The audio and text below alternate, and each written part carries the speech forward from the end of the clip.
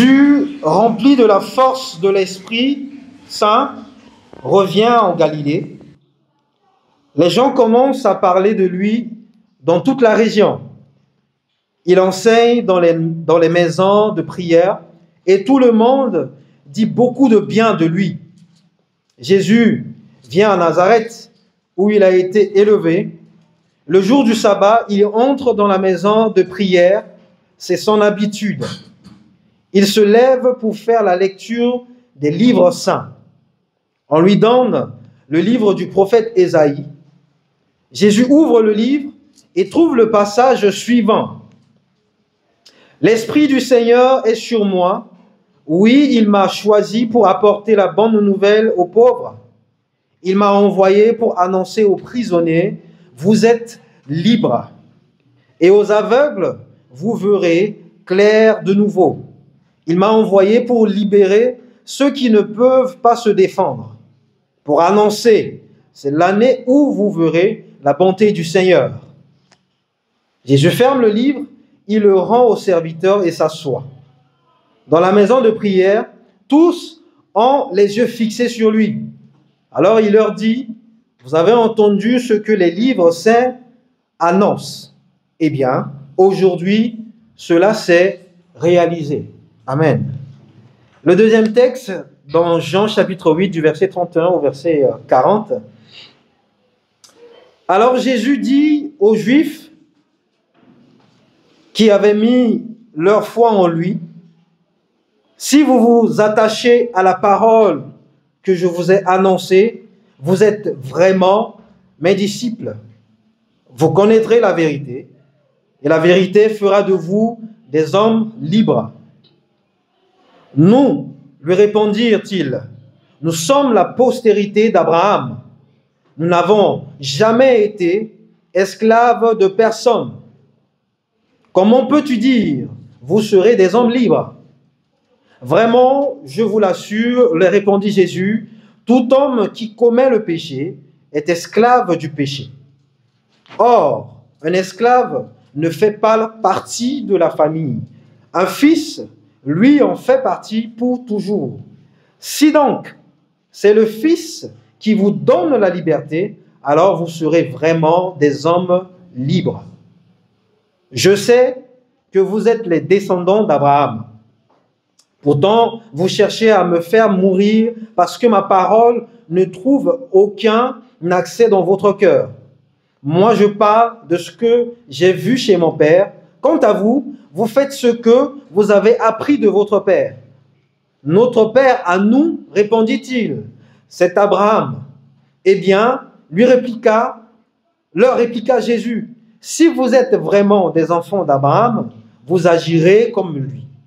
Au lieu de cela, vous cherchez à me faire mourir. Pourquoi? Parce que je vous dis la vérité telle que je l'ai apprise de Dieu. Jamais Abraham n'a agi comme vous.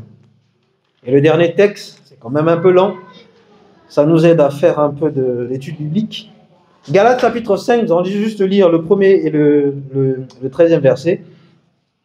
Le Christ nous a rendus libres pour que nous connaissions la vraie liberté. C'est pourquoi tenez bon et ne vous laissez pas réduire à nouveau en esclavage. Le verset 13.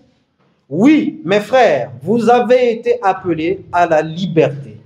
Seulement, ne faites pas de cette liberté un prétexte pour vivre comme des hommes livrés à eux-mêmes. Au contraire, par amour, mettez-vous au service les uns des autres. Parole du Seigneur. Nous te rendons grâce, Père, parce que tu es celui qui édifie par ton esprit. Tu es celui qui restaure. Nous sommes venus avec une soif. Toi seul connais cette soif. Toi seul connais notre attente ce matin. Et nous sommes persuadés que ce temps, Seigneur, que tu as disposé, c'est un temps, Seigneur, où tu veux encore nous répandre. Tu veux parler encore en notre cœur. Fais en sorte, Père, que par ton esprit, nous puissions t'écouter. Renouvelle notre intelligence et que nous sortons de ce lieu rassasié et que la gloire revienne à Jésus-Christ au nom de Jésus. Amen. Amen. Jésus déclare dans Luc chapitre 4, à partir du verset 14 que nous avons lu, l'Esprit du Seigneur est sur moi. Oui, il m'a choisi pour apporter la bonne nouvelle aux pauvres. Quelle est cette bonne nouvelle?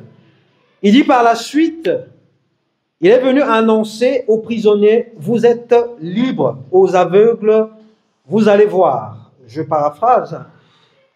Et il a dit, il m'a aussi envoyé pour libérer ceux qui ne peuvent pas se défendre, pour annoncer, cette année, ça sera pour vous l'année de la bonté du Seigneur. Et dans Jean 8, il renchérit encore en disant, si donc le Fils vous rend libre, vous serez véritablement libre. Vous serez vraiment libre. Amen. Et oui, bien-aimés, frères et sœurs, nous parlons ce matin de la liberté. Commençons avec la première question. Qui de nous ce matin croit qu'il est véritablement libre, ou tout court qu'il est libre? Ah, 2, 3. Donc, je peux dire que les autres, on n'est pas trop sûrs. On réfléchit. On ne sait pas si on est libre ou pas. Mais pourtant, nous avons chanté tout à l'heure que Christ est ma seule fondation. Dans Colossiens chapitre 2, la parole de grâce nous dit que tout acte dans l'ordonnance nous condamnait. Il a pris sur lui. Il a payé. Et donc, si Christ est ma seule fondation, je suis libre en lui. Et il vient encore de dire ici aux Juifs, et si nous devons contextualiser à nous qui sommes là ce matin, il vient encore de dire que si moi, le Fils de Dieu, je vous rends libre, vous êtes réellement libre. Je repose alors la question. Qui de nous ce matin croit qu'il est réellement libre? Ah! Nous rendons gloire au Seigneur. Deuxième question. Qu'est-ce qui nous prouve que nous sommes véritablement libres? Le Saint-Esprit. Sois béni, ma sœur. Juste le Saint-Esprit. Qu'est-ce qui me prouve aujourd'hui que je suis libre? Si aujourd'hui je dois sortir, on me dit qu'il pleut, je ne donne pas la pluie, peut-être donnons un autre exemple, qu'on est peut-être en train de massacrer les subsahariens juste au rond-point. Et que pour moi, c'est le seul chemin que je dois entreprendre pour rentrer à la maison. Mais il faut que je sois à la maison urgemment. Je ferai comment? Ça devient compliqué.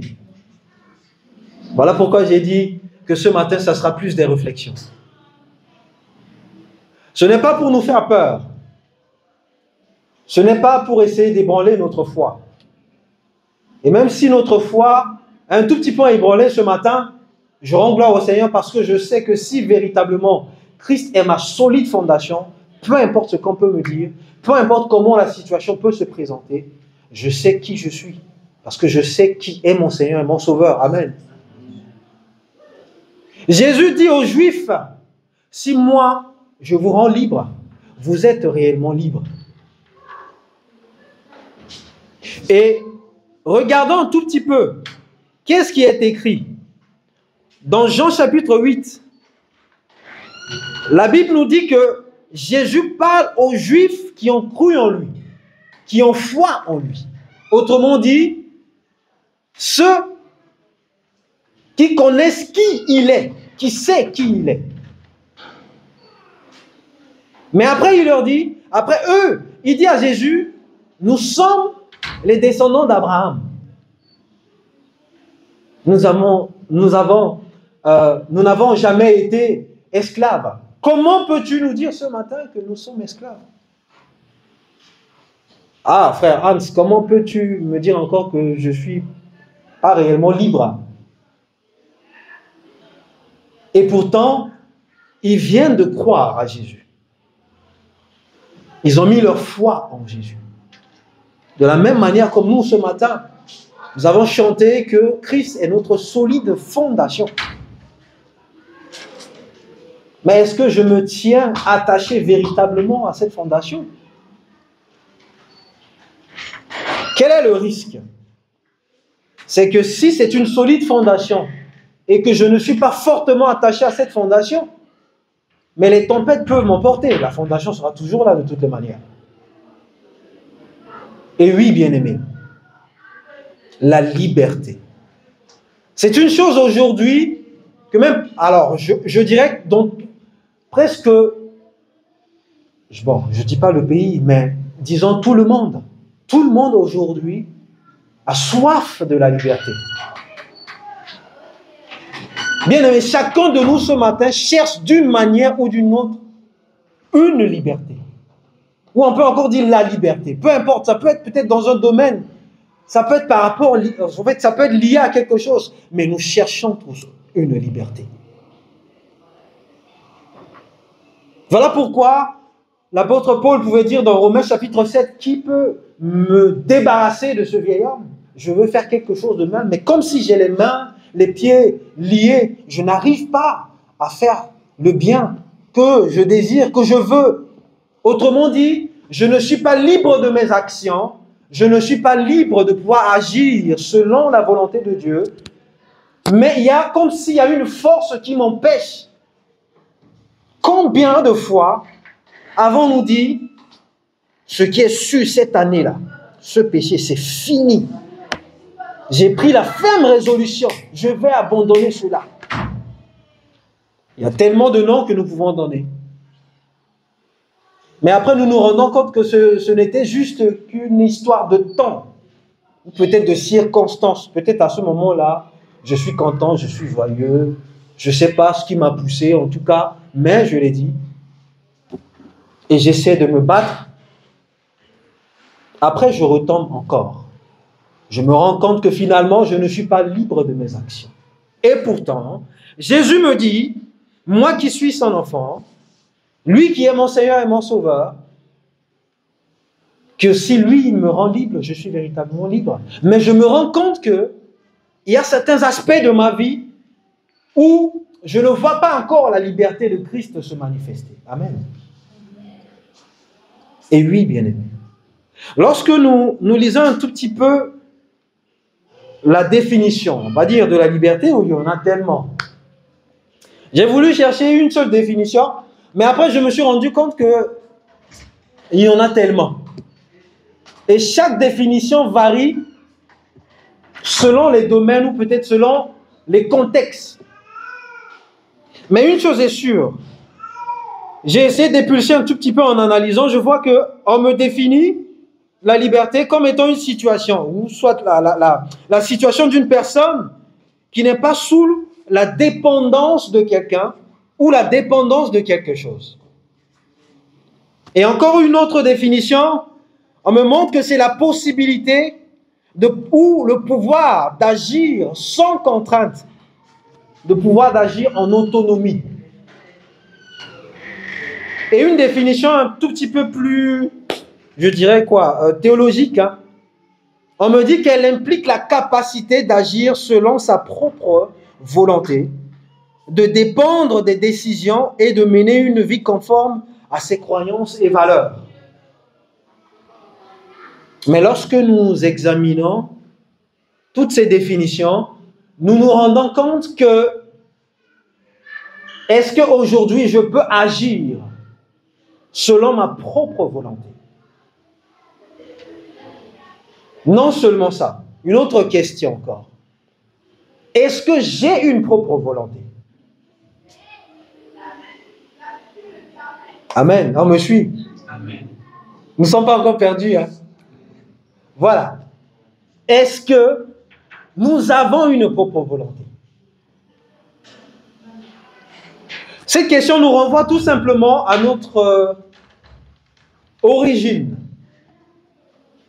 Lorsque Dieu nous a créés. C'est tout simplement pour nous montrer que je peux agir. Mais si je dois littéralement traduire la liberté comme étant la capacité d'agir selon ma propre volonté, je risquerais de me trouver un tout petit peu en porte-à-faux.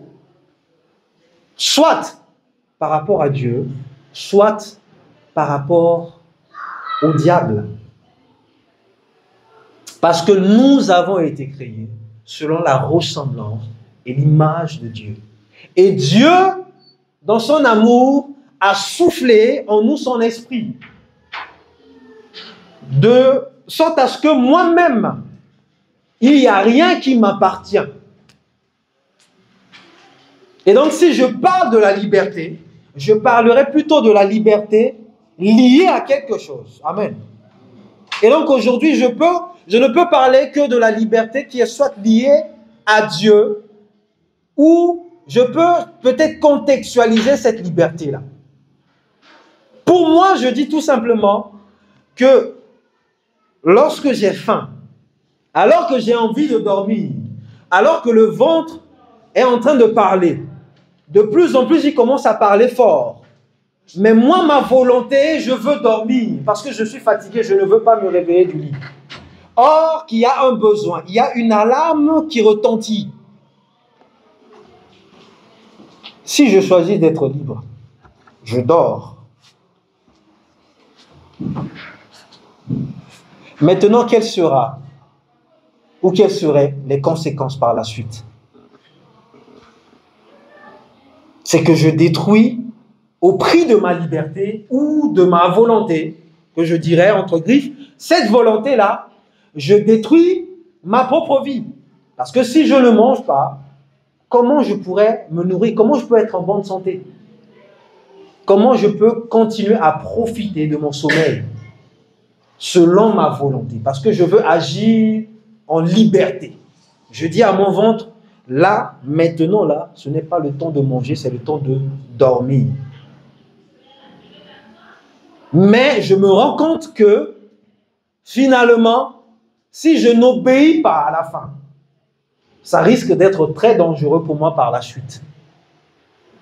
Nous voyons, bien aimés, quand nous analysons ces contextes, nous voyons que je ne peux être libre que lorsque je vais me lever pour aller manger. Je suis rassasié. Là, maintenant, je peux dormir. Donc, c'est comme si j'ai donné la liberté à mon ventre d'être rassasié. Et moi, maintenant, je peux avoir ma liberté pour dormir. Mais c'est toujours lié à quelque chose. Et voilà pourquoi aujourd'hui, nous qui sommes enfants de Dieu, j'aimerais nous poser cette question. Et cette question fait partie du thème de notre prédication. Alors, je vois le thème. As-tu conscience de ta liberté en Christ? Et vis-tu réellement cette liberté? Amen. C'est pour ça que je posais la question tout à l'heure au début, pour dire qui a conscience de sa liberté et qu'est-ce qui prouve? Bien-aimé, est-ce qu'aujourd'hui, moi qui suis mon enfant de Dieu, lorsque j'analyse ma vie, je vois, alors, lorsque je parle d'analyser ma vie, vraiment, je parle dans tous les contextes. Je peux dire que oui, je suis vraiment libre. Et c'est quoi la liberté selon Dieu? Parce que ma liberté dépend d'un contexte, dépend de quelque chose. Il me faut un facteur, il me faut quelque chose. Et cette liberté, je ne peux la vivre que lorsque je me mets dans le contexte où elle doit s'exprimer. Amen. C'est-à-dire que si ma liberté est en Jésus, il faut que je sois en Jésus pour vivre cette liberté-là. Et donc, si ma liberté n'est pas en Christ, c'est quelque part, mais il faut que je sois à cet endroit-là pour vivre cette liberté. Je donne un exemple. Et si nous ne sommes pas véritablement libres en Jésus, c'est qu'en réalité, nous ne sommes pas libres. J'ai trop de soucis. Pour me libérer de ces soucis, je dois boire. Allez, je me saoule. Je bois. C'est bien. Je suis paumé. Alors là, je ne pense plus, je ne réfléchis plus à mes problèmes, ni quoi que ce soit. Je suis à l'aise, je suis zen. Je vis comme quelqu'un qui n'a aucun problème. Mais il me suffira de combien de temps pour me rendre compte que cette liberté, elle est juste éphémère. Ce n'est qu'une question de temps, minutes, peut-être heures. Quand l'effet de l'alcool va se dissiper, je retourne à la réalité. Voilà. Coco, problème. On peut entrer, les problèmes vont rentrer. Sûr et certain. Voilà pourquoi Jésus insiste que la liberté, en réalité, ne peut venir que de lui. Je ne peux pas me dire que je suis libre. Parce que ma liberté est liée à quelque chose ou à quelqu'un. De la même manière que si je ne suis pas libre, c'est-à-dire je suis esclave. Je suis prisonnier. Et on est prisonnier toujours de quelque chose. Bien-aimés, j'aimerais tout simplement attirer notre attention ce matin. Regardons ce monde. Regardons comment le monde est en train d'évoluer. Ne voyons-nous pas que tous les voyants sont déjà au rouge? Que le retour du Seigneur est imminent. Mais je me rends compte qu'il y a encore quelque chose que je n'arrive pas à enlever. Je n'arrive pas à vivre pleinement cette liberté-là. Il y a quelque chose en moi qui m'empêche véritablement d'être libre. Je peux donner l'apparence de quelqu'un qui est libre, qui est dans la joie, mais je ne suis pas réellement libre. Prenons l'exemple très simple d'un prisonnier qui est en prison et qui est sorti de la prison. Bon, il y a peut-être un allègement de peine ou quoi que ce soit, on ne sait pas, mais on a choisi qu'il ne va pas continuer à purger sa peine dans les enclos de la prison, mais chez lui à la maison, libre. Il est libre, n'est-ce pas? Il est sorti de la prison. Il n'est plus entre quatre murs. Mais même étant à la maison, où il peut voir peut-être ses enfants, sa famille, il peut se doucher, il peut faire tout ce qu'il veut, il peut aller au voisin, acheter à manger, etc. Mais il est toujours prisonnier. Il n'est pas encore libre. Et c'est pour ça que nous voyons dans la parole de Dieu la seule chose aujourd'hui, bien aimés, pour être direct, qui nous empêche de véritablement vivre la liberté en Jésus, c'est effectivement la manifestation du Saint-Esprit en nous. Et c'est pour cela que je dois savoir. Lorsque j'étais en train de préparer la prédication, il y a un site Bible et publications, je crois, chrétienne. Il y a un article sur ce site où c'est écrit, alors je vais quand même lire pour nous, c'est très intéressant. Voilà ce qui est écrit.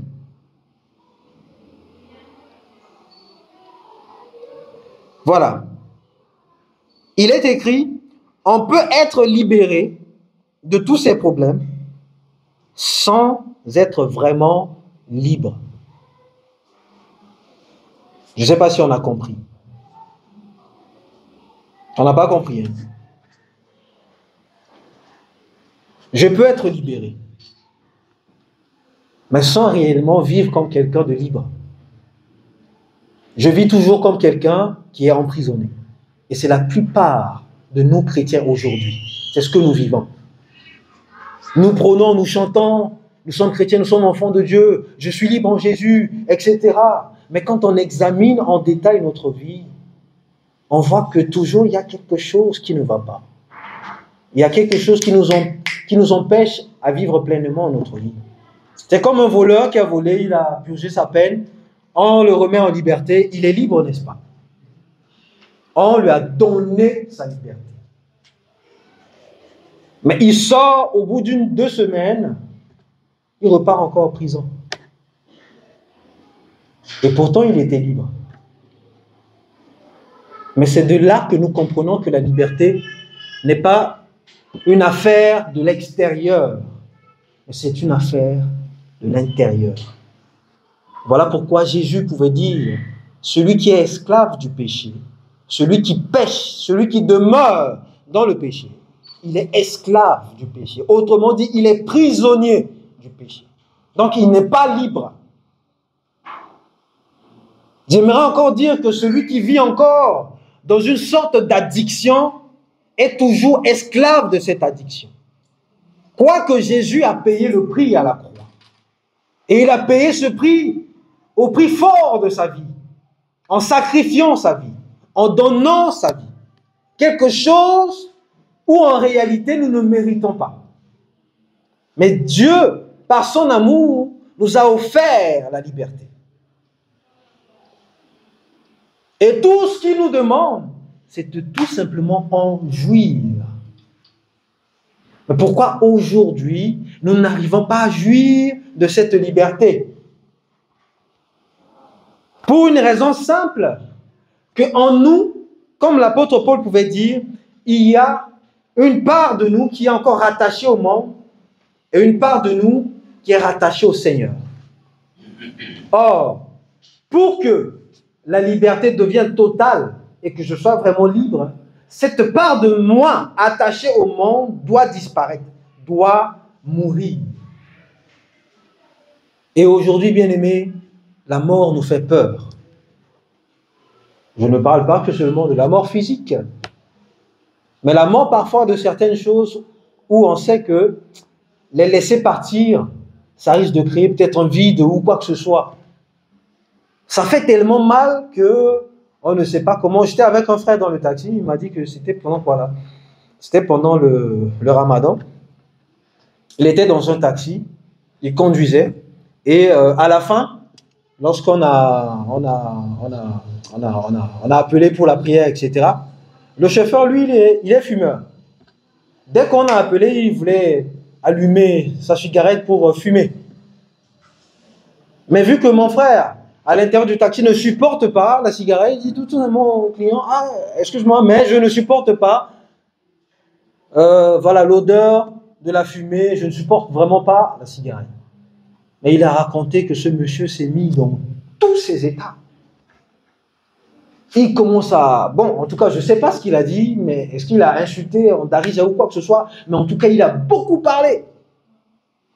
Et du coup, on se rend compte que... Mais et pourtant, il venait de jeûner, de prier. Voilà. Mais en réalité, il n'est pas libre. Parce qu'il est encore attaché à cette addiction. Et oui, c'est parfois ce qu'il nous fait.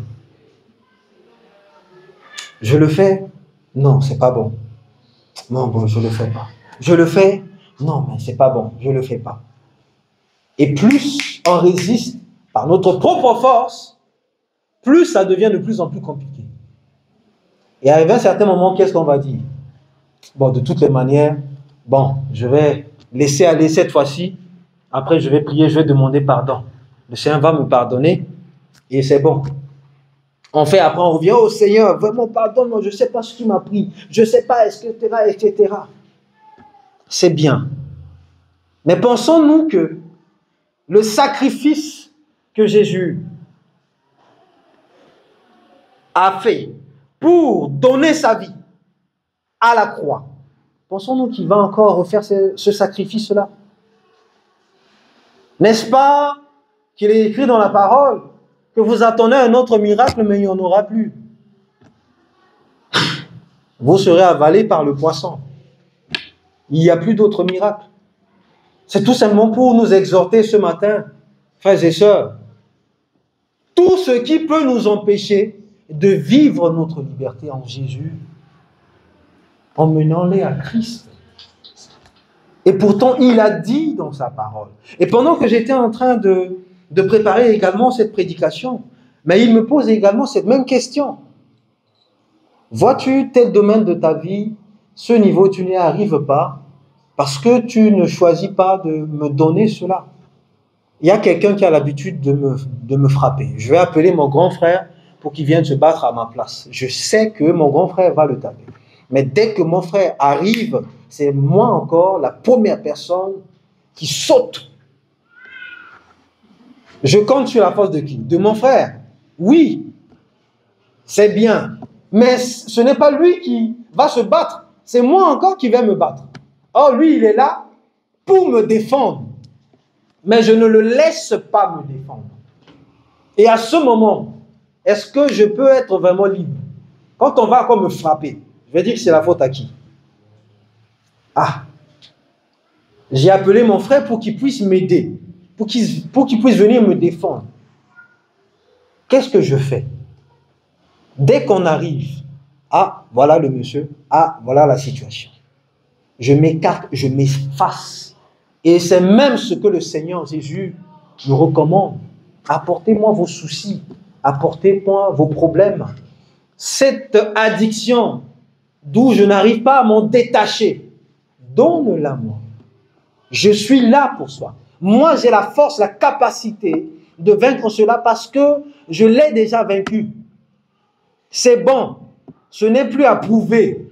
Je l'ai frappé de A à B. Tu veux encore une autre preuve? Mais il n'y en aura plus. Ou tu as la foi, tu crois, et tu abandonnes, tu donnes véritablement, et tu laisses comment? Jésus, comment il va faire? Ce n'est pas mon problème. Mon problème, je veux juste être en paix, être dans le repos. Comment est-ce qu'il va faire? Ce n'est pas mon problème. C'est que je veux juste être en repos. Ça, c'est sa charge à lui. Mais combien de fois, dans la vie de chaque jour, je jeûne, je prie, mais je suis en train de me bagarrer encore avec les oppressions. Je suis en train de me bagarrer très fort. Combien de fois chaque jour? Et je dis que, ah, c'est la volonté de Dieu. Ah, bon, c'est le Seigneur. Ah, un jour, le Seigneur fait. Oui, je peux continuer à dire un jour, le Seigneur va faire, jusqu'à ce qu'il vienne et il prend ceux qui lui obéissent et qui vivent véritablement la liberté. Et moi qui attends à ce que le jour là, Seigneur puisse venir véritablement me sauver, mais finalement, je suis resté. Voilà pourquoi j'attire notre attention ce matin, frères, à vivre véritablement la liberté. Nous devons renoncer au mensonge et revêtir la vérité. Comme dans Éphésiens chapitre 4. Je ne sais pas si on peut nous projeter Éphésiens chapitre 4. Nous allons voir véritablement ce qui nous empêche de pouvoir vivre réellement la liberté. Voici donc ce que je dis et ce que je déclare dans le Seigneur, c'est que vous ne devez plus marcher comme les païens. Ils ont l'intelligence obscurcie, ils sont étrangers à la vie de Dieu à cause de l'ignorance qui est en eux, à cause de l'endurcissement de leur cœur. La suite, ayant perdu tout sentiment, ils se sont livrés à la dissolution pour commettre toute espèce d'impureté, jointe à la cupidité. Mais vous, ce n'est pas ainsi que vous avez appris Christ. Si du moins vous l'avez entendu, et si conformément à la vérité qui est en Jésus, c'est en lui que vous avez été instruits à vous dépouiller, eu égard à votre vie passée, du vieil homme qui se corrompt par les convoitises trompeuses. On peut s'arrêter là par la suite, à être renouvelé dans l'esprit de votre intelligence, etc. C'est tout simplement pour nous dire que ce qui m'empêche aujourd'hui d'être libre véritablement, c'est parce que le vieil homme est encore en moi. Même si je ne le vois pas, même si ça ne se présente pas, même si je veux dire quoi que ce soit, mais il est encore là. Dieu le sait. Et cet appel aujourd'hui est pour nous ce matin. Le Seigneur veut tout simplement que nous puissions lui donner cela. Voilà, voyons la suite. Comment je peux vivre réellement ma liberté? Nous avons dit tout simplement, en nous dépouillant du vieil homme, je dois me laisser conduire par le Saint-Esprit. Il y a 3 étapes pour vivre réellement la liberté en Jésus. La première étape, c'est de demeurer dans la parole de Dieu. C'est de demeurer déjà en Christ. Demeurer en Christ, c'est rester accroché à sa parole. Plus je suis accroché à la parole de Dieu, plus sa volonté sature mon esprit. Et plus sa volonté sature mon esprit influence mon âme. la source de mes sentiments. Et plus mon âme est influencée par la volonté de Dieu, par sa parole, mon âme impulse également mon corps à agir, cette fois-ci selon la volonté de mon esprit qui, lui, est attaché à l'esprit de Dieu. À ce moment-là, je peux être certain que je vis véritablement dans la liberté en Christ. Peu importe les circonstances et les situations. C'est difficile, c'est facile d'en parler, mais la difficulté vient au moment où est-ce que le diable va me laisser tranquillement faire cela? Non. Pendant que tu vas vouloir prier, il y a une pensée, il y a des choses qui peuvent venir. Pendant que tu veux méditer la parole, tout à l'heure tu ne dormais pas, mais dès que tu prends la Bible, c'est à ce moment-là que le sommeil se présente. Tes yeux sont, les paupières lourdes. Même si tu veux les ouvrir par la force, elles se ferment par la force. Pourquoi? Pour une très simple raison. Parce que je n'ai pas l'habitude d'exercer mon esprit à rester là. Je vais nous exhorter. Je préfère, même si... Alors, comment est-ce que moi, parfois, je fais pour ne pas dormir? Lorsque je lis, lorsque je médite, parfois, je lis à haute voix. Et parfois, quand je sens que c'est pas trop ça, parce que assez souvent, je médite un peu dans les heures tardives. Voilà. Je fais comme si j'étais en train de prêcher. Je prends la parole. Je marche dans la maison. Je lis. Je marche, je tourne. Il n'y a personne, parce que ma femme dort déjà. Donc, je marche, je lis. Parce que je sais que si je m'assois, je prends une position assise ou quoi que ce soit, le bagarre, ce qui est sur le combat sera rude. Donc, j'ai juste peut-être 10 versets à lire. Non, mais les 10 versets là, non, mais ce n'est pas beaucoup et je peux les finir rapidement. Non. 2 versets, c'est fini. Tu plonges. Et oui. Et parfois, quand on est en prière, en veillée de prière, chez nous à la maison, avec, bon, souvent on invite une sœur. Moi, ce que je fais, je ne reste pas assis pour prier. Non, non, non. Parce que je sais que l'heure, là, 1 heure, 2 heures, il fait froid, on est fatigué. On a travaillé toute la journée, c'est compliqué.